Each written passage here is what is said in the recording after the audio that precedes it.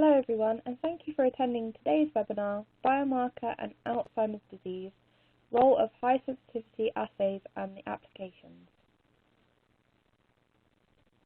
I am Amy White, Editorial Assistant at Biomarkers, and I will be your host for today's event. Before I introduce you to our speaker, I'd like to quickly cover a few housekeeping items. Firstly, all the widgets are resizable and movable, so feel free to move them around to get the most out of your desktop space. You can expand your slide area or maximize it to full screen by clicking on the arrows in the top right hand corner. Please let us know your thoughts on today's webinar by tweeting us at Biomarkers using the hashtag #VisaWebinars, or simply share today's webinar with your friends and colleagues using the Share This widget on your screen. Some networks cause slides to advance more slowly than others, so logging off your VPN is recommended. If your slides are behind, pushing F5 on your keyboard will refresh the page. You can find additional answers to some common technical issues located in the Help widget at the bottom of your screen. An on-demand version of today's webinar will be available approximately 1 hour after the webinar and can be accessed using the same audience link that was sent to you earlier. So we are delighted to have Dr. Kai Wang from Frontage Laboratories presenting for us today. Dr. Kai Wang is the Senior Director of Biomarker Services at Frontage Laboratories and has been with Frontage since 2014. His current research focus is in the area of biomarkers assays, laboratories development tests, and companion diagnostics. We invite the audience to submit any questions you may have for our presenter throughout the webinar using the Q&A widget to the right-hand side of your screen. We will follow up any outstanding questions offline. Thank you again for joining us today, everyone. I will now hand over to Kai to start today's presentation. Hello, everyone. Thank you for coming to today's webinar. My name is Kai Wang. I'm a Senior Director for the Biomarker Services at Frontage Lab. So today I'm going to talk about biomarker and Alzheimer's disease, the role of high-sensitivity assays and its applications.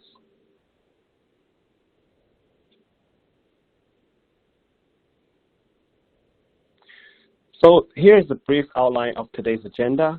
I will talk about Alzheimer's disease facts, and I'll give a quick introduction of Alzheimer's disease biomarker and the biomarker panel. I'll also talk about the high sensitivity platform that's currently available on the market. After that, I'll delve into one case study regarding p-tau 181 on the Simoa assay. Toward the end of the talk, I'll talk about the current issues for the kit-based biomarker assays and the future paths for the biomarker assays, and followed by a Q&A section.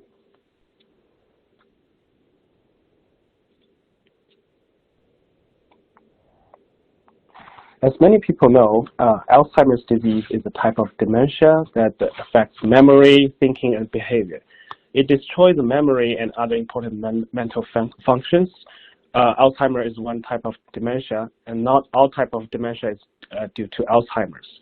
According to research studies, approximately 1 out of 3 people over the age of 85 have Alzheimer's, and approximately 1 out of 9 people over the age of 65 has Alzheimer's. With the limited treatment options, Alzheimer's significantly impact the quality of life for the patient, and a lot of times for their caregivers, which is the family members as well. So FDA actually approved the drug aducanumab in 2021 for the treatment of Alzheimer's, and this is the first one in nearly 2 decades for the treatment of Alzheimer's disease.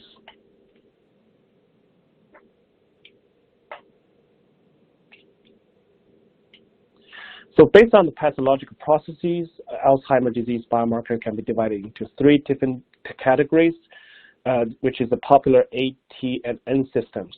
So A refers to the value of the amyloid beta biomarkers, T refers to the value of the tau biomarkers, and N stands for the biomarkers of neuron degeneration or neuronal injury. And this actually covers a wide variety of biomarkers, and I will develop into details in the later slide. So physicians actually sometimes use the ATN as a descriptive system for characterizing the biomarker findings, where each biomarker category is rated as positive or negative, and using this information, the physician is able to assist the diagnosis and prognosis.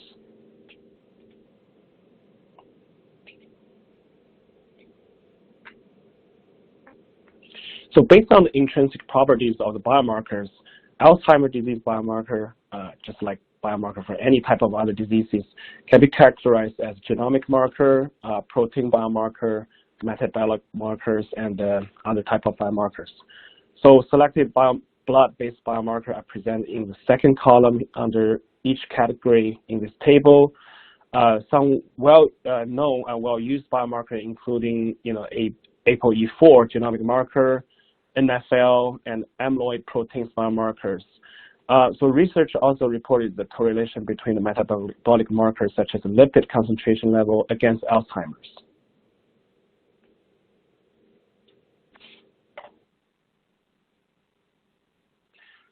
From a bioanalytical point of view, we tend to focus on two types of biomarker quantitation. One is for the genomic biomarker, and the other is for protein biomarker. For genomic biomarker, we look for DNA and RNA mutation and set up the method to perform the genomic sequencing and RNA sequencing to identify such mutations. For protein biomarker, we develop assays to quantitate the protein biomarker using ligand binding assay approach with various type of different platforms. With these assays in hand, the bioanalytical lab are able to provide important biomarker data to researchers or even physicians for the Alzheimer research and diagnosis prognosis.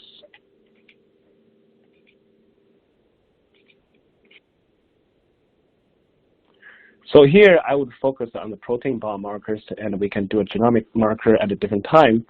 So there are various types of protein biomarker associated with the Alzheimer's disease. As introduced in previous slide, based on the pathologic process, there are amyloid protein biomarkers, tau protein biomarkers, and neurodegenerative biomarkers. So the neurodegenerative biomarker covers a broad range of biomarkers, and here's a selected list of these types. For example, if the neuron degeneration is linked to inflammation, the TREM2, YKL40, GFAP are usually investigated.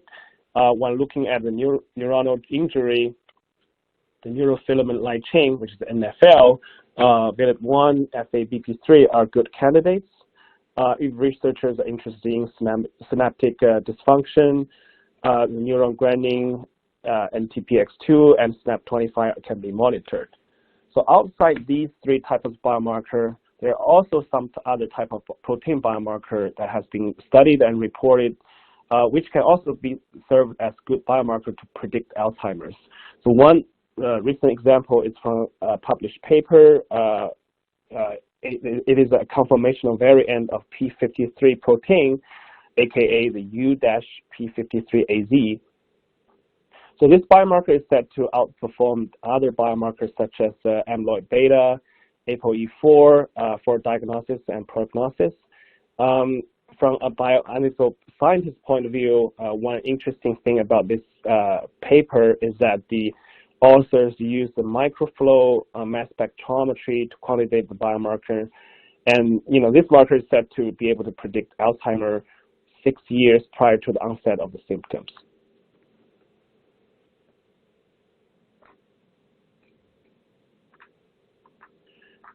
So in bioanalytical labs, there are various types of platforms for the quantitation of biomarkers. Here's a brief outline of what we here at Frontage are using in our current lab. So for protein markers, there are a few widely used platforms, include SpectrumX for ELISA assays. There's also MSD for ECL technology assays. We also have Quanterix Simoa, SPX, SMC Pro from Millipore for the high sensitivity assays.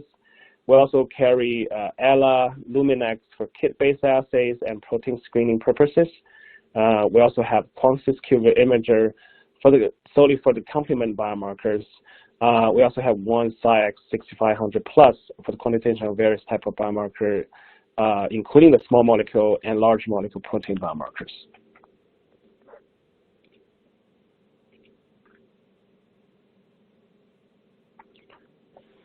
So in the past decade, the researchers and physicians realized that the biomarker is a very powerful tool for the purpose of prognosis and diagnosis of disease.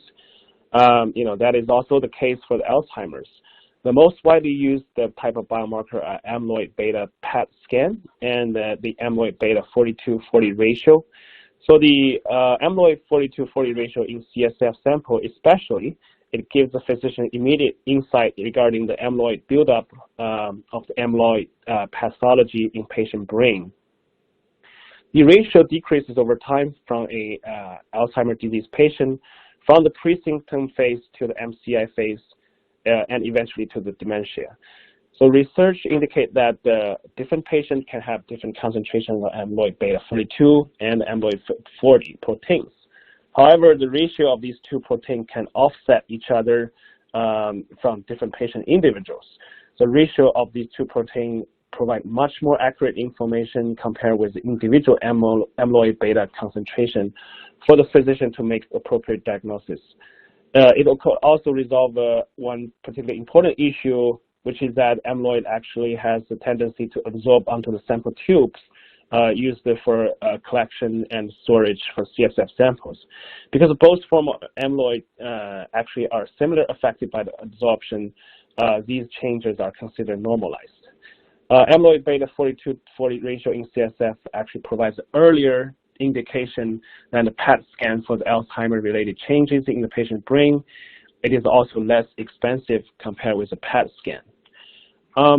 Also, thanks to various analytical technologies, especially high-sensitivity platforms, the blood-based biomarker play more and more important role, and the detection of these biomarkers can be much earlier than before.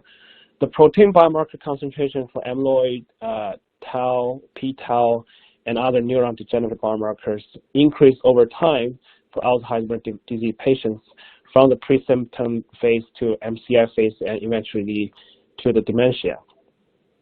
So the early diagnosis of Alzheimer's actually help patients manage their lifestyle, and this is fairly important because the researchers actually show that the lifestyle change might also play important roles in terms of preventing Alzheimer's or at least delayed onset of these symptoms for the disease. In order to achieve early diagnosis, a ultra-high sensitive instrument which generates reliable data is critical here. So take NFL as an example. One study actually showed NFL could be predicting the multiple sclerosis as early as 6 years prior to the onset of the disease.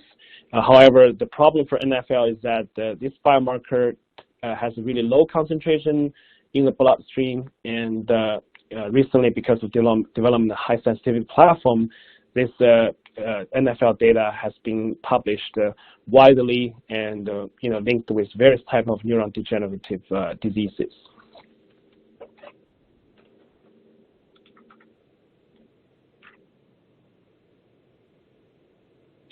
So there are various types of technologies for us to research on the biomarkers. So most direct way, of course, is to actually look at the markers by imaging method. So there are various types of imaging methods, including the PET scan. There's also MRS, MEG, SPECT. These methods are usually pretty expensive and not accessible everywhere. The second method actually is through CSF, where the concentration of these biomarkers is generally high. And as said earlier, the amyloid beta 42/40 ratio in CSF is one of the most reliable markers for physicians to do a diagnosis. However, the CSF is a relatively invasive method to collect, and it is going to be difficult for people without symptoms to be willing to donate these samples. The blood biomarker actually, on the other hand, draws more and more attention in the past few decades. So even though the concentration is very low in blood, some of them actually in the femtogram level, thanks to the high sensitivity platforms and technology, it becomes more and more widely used tool. So it is considered as almost non-invasive to collect the blood sample and do the testings, and it also gives the benefit of early diagnosis.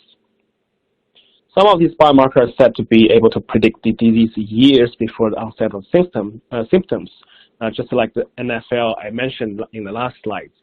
It is also very cost-effective compared with the imaging method, and more importantly, the blood sample can be easily accessible from a geographical point of view, after it's collected, it could be sent to anywhere in the world to be tested, which is the benefit that PET scan or other imaging method doesn't have.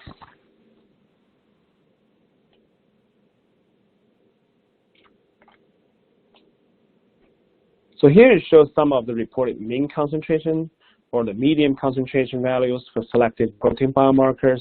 As you can see, the concentration are generally in the low picogram per ml level in human serum or plasma, which actually requires ultra-high sensitivity assay to support the quantitation.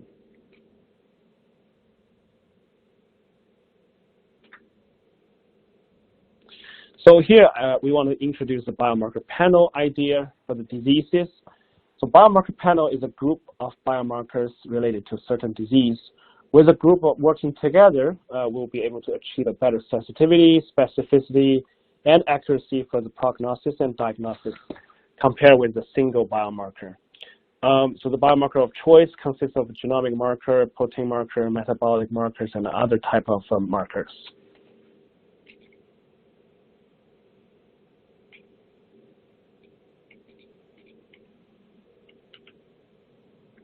So for Alzheimer's disease, there are a few reported studies that's conducted and identify biomarker panels for Alzheimer's disease.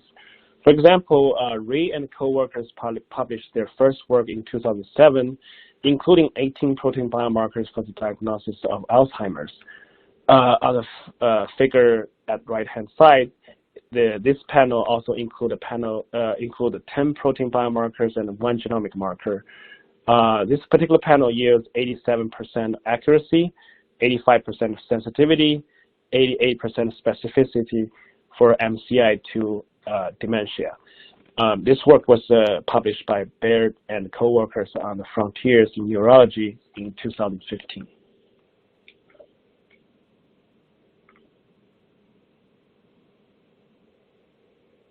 So in the past 2 decades, biomarker assay development has been focusing on 2 directions. The first one is to improve the sensitivity, and the second one, and the other one, is increasing the multiplexing capabilities. There have been a few very high sensitivity equipments, and I'll talk about that in the next slides. However, for the multiplexing, quite a few of these instruments carry this capability. For example, the MSD is able to support up to 10-plex for the simultaneous quantitation. For ELA, 8-plex is possible, and Quanterix Simoa is said to be able to support up to 4-plex. And one particular instrument from Olink, it can actually support up to 96-plex.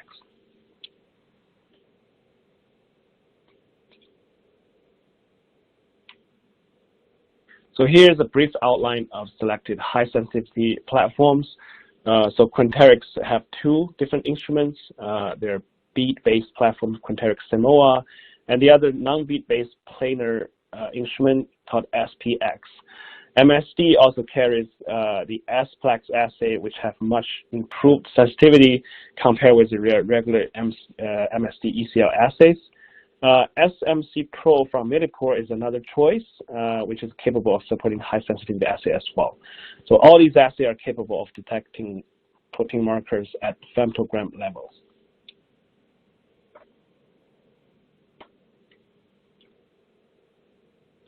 So here I would like to focus on one instrument first. It's called Quanterix Simoa. Simoa technology was first introduced and published in 2010. It is an abbreviation of single molecular array. It is claimed to be more sensitive than other type of regular ligand binding assay for about 1,000 folds.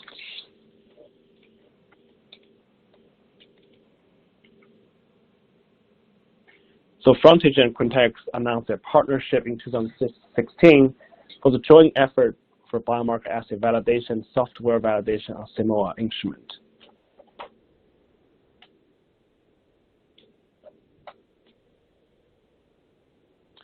So Simoa assay workflow can be either 3-step or 2-step. The differences is mainly at where the detector is added. Some methods suggest that the 3-step method provides a better sensitivity than the 2-step approach. Other methods doesn't give significant differences. For homebrewed assay, this is where the master developer can actually optimize to achieve a better performance and sensitivity for the assay.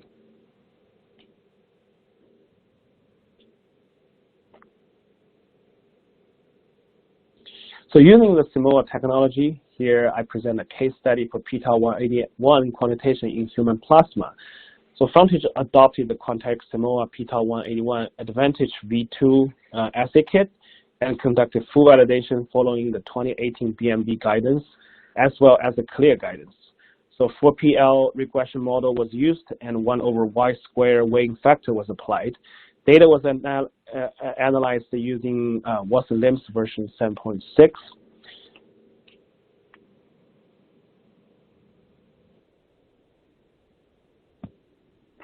Upon completion of the validation for p-tau181 method, this method was utilized in support of 2 clinical trials for Biogen to monitor the p-tau181 and the response to the drug aducanumab.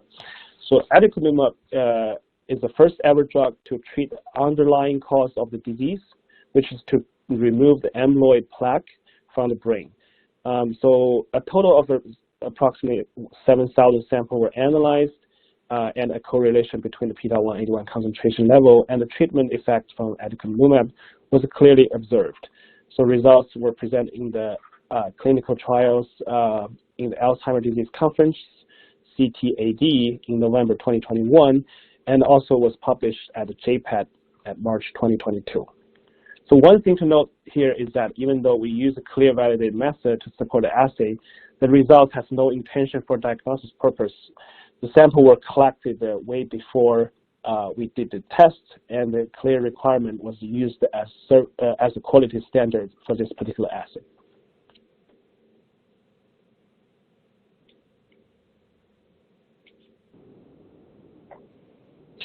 2018 bioanalytical validation guidance defines the validation of biomarker as fit for purpose and provides the parties who involved in the method validation to tailor the extent of validation based on the platform and technology used for the quantitation, as well as the context in which the biomarker will be applied. In other words, the stringency of proof required will be determined by the sponsor and the bioanalytical lab, and the parameters to be validated should be defined in the validation plan prior to the conduct of the study. The fit for purpose validation a lot of times is not deemed as a full validation, but it could also include the full validation. So when the full validation is conducted, it should follow the same guidance as the PK assay defined in the 2018 BMV guidance. So on top of that, one bioanalytical method is used for diagnostics purpose. Frontage here, we took approach of full validation, and beyond that, follow additional requirements that are defined in the CLEAR guidance, so that we can fill the gap of these two guidances and to be compliant with actually both.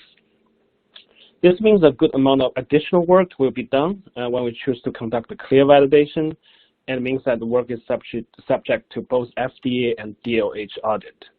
One thing I want to mention here is that we have had biomarker studies audited by FDA, and FDA asked justification of the missing parameters such as the drug interference tests, the lipemic effect, hemolysis effect, and apparently they were following the full validation guidance as their quality standards and a checkbox.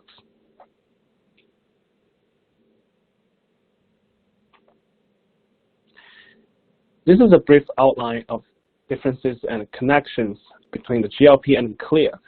So the GLP, which is stands for the Good Laboratory Practice, is an FDA guidance for preclinical study and is actually not subject to clinical study conduct. GLP, however, is generally used as a quality standard in bioanalytical labs for bioanalytical method validation, as well as a clinical study sample testings. Sometimes people also refer this as to GCLP. So clinical lab improvement amendments, aka CLEAR, is for the human diagnosis testing. So in bioanalytical labs, when a method is intended for diagnostic purposes, it should be validated following both the GLP principle and the CLEAR guidance.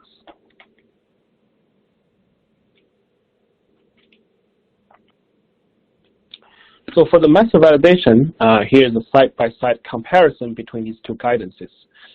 There are a lot of similarities, as you can see here, but there are also certain differences. For clear validation, more parameters and requirements will be implemented. For example, we need to do normal population concentration range determination for clear. A more stringent personnel qualification is also needed for clear. CLEAR also requires lab accreditation and certification. The CLEAR director review and signature on validation protocols and reports are required. External proficiency test is another important thing, and it should be conducted every 6 months.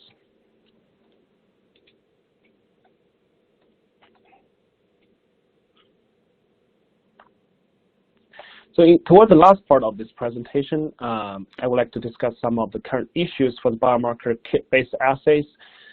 So there are various vendors who sell assay kits. For some of the popular biomarkers, there are a lot of options to choose from.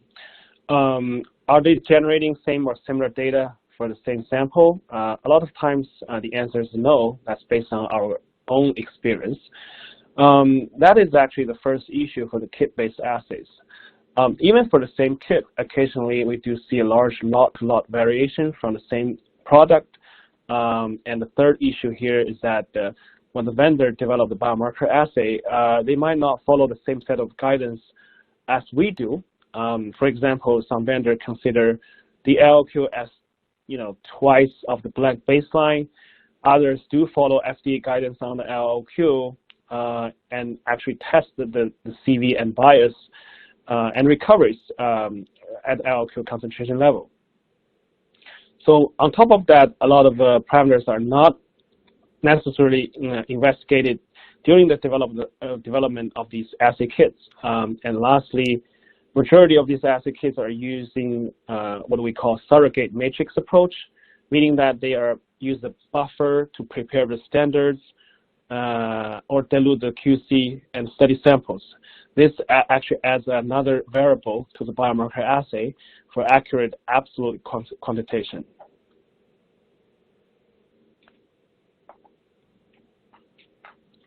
So in order to address the issues and the inconsistencies of the kit-based biomarker assay, potentially there are some things that we can do to remedify this situation. The first one is to set a global standard for biomarker assay to ensure the consistent result between kits and products.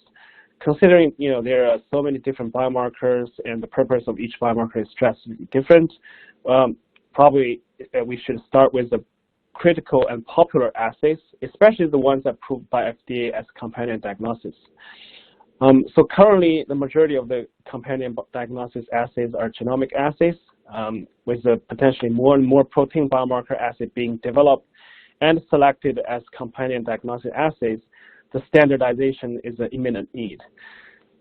Secondly, for the same vendor, the lot-to-lot consistency should be more carefully controlled, which it will save a lot of time and effort for the actual testing lab to implement these assay kits.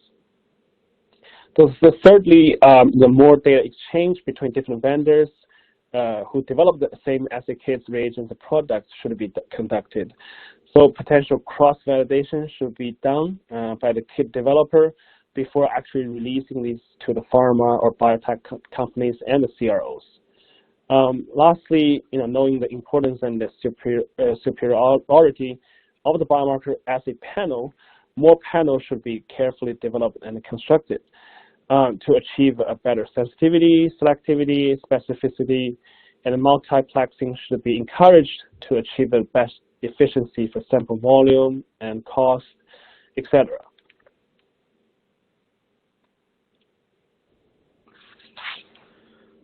So the last topic I would like to talk about is Alzheimer's disease with companion diagnosis. Again, currently there's no approved companion diagnosis assays for Alzheimer's, and the treatment option itself is also very limited. However, the idea of developing biomarker assays side by side with a drug is more and more accepted by the pharma, biotech companies. So aducanumab is the first ever drug to treat the underlying cause of the disease, to remove the amyloid plaque from brain. So potential biomarkers such as the p-tau181 that we discussed in earlier slides might be suitable to serve as a companion diagnosis.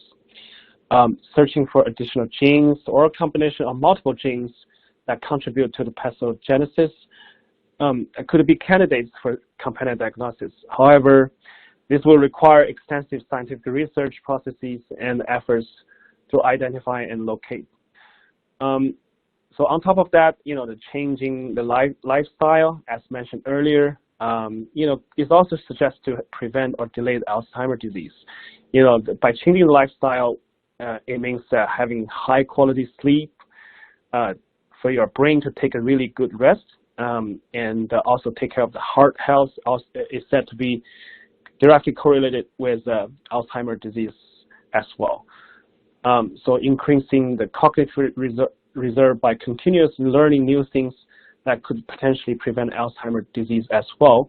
So it means that read more books.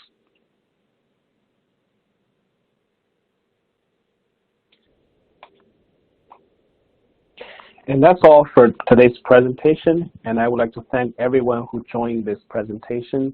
And please feel free to let me know if you have any questions. Thank you so much for that presentation. I hope our audience found it of great interest and value.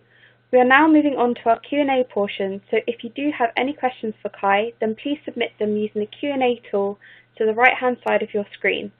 I will now hand it over to Kai to address some questions.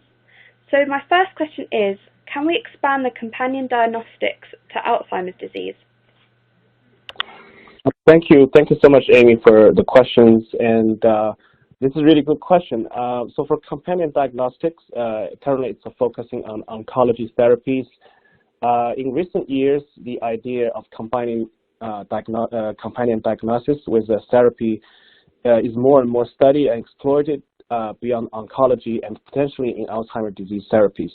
There are challenges in terms of developing the companion diagnosis, such that the underlying cause of the Alzheimer's disease is still under discussion, and likely more than one causes contributed to the disease. This actually highlights the importance of finding appropriate biomarker panel for diagnosis and prognosis, and this is a crucial first step before we can actually delve into the companion diagnosis tests at a later time. Great. My next question is, what is the difference between fit-for-purpose method validation, full validation, and CLIA validation? How do you choose which type of validation to perform for each method? Yeah, thank you. This is another good question. In 2018, FDA published the guideline for bioanalytical method validation. And in this guidance, actually, they specified the guidance for biomarker validation as well. So biomarker validation is deemed as fit for purpose, which means that the sponsor and the testing lab actually has the authority to choose which type of parameters to test, and that is actually directly related to what type of purposes this biomarker serves. For example, if this biomarker only be used as exploratory purposes, the sponsor and testing lab has the authority to define the parameters to test in the bioanalytical method qualification or validation. It could be as simple as one intra or interruns plus some of the stability testing, dilution, parallelism. However, if the biomarker is intended to serve as primary and secondary endpoint, then this method has to be fully validated according to the 2018 guidance. On top of that, the clear validation is another piece that we need to follow, not only the BMV guidance in 2018, but also we need to follow the guidances from the clear regulations. So I have already discussed, the differences between the GLP and the clear validation in the slides. So please refer to that slide regarding the detailed differences in the table. But if you have any other questions, feel free to let me know. Fantastic. And lastly, is there any available panel for Alzheimer's biomarkers for analysis? Yes, there's actually a few publications out there. So the first, I have also put a few examples of the biomarker panel in current slides, and some of the panel includes 18 protein biomarkers. The others contains about 10 protein biomarkers and some genomic biomarker as well.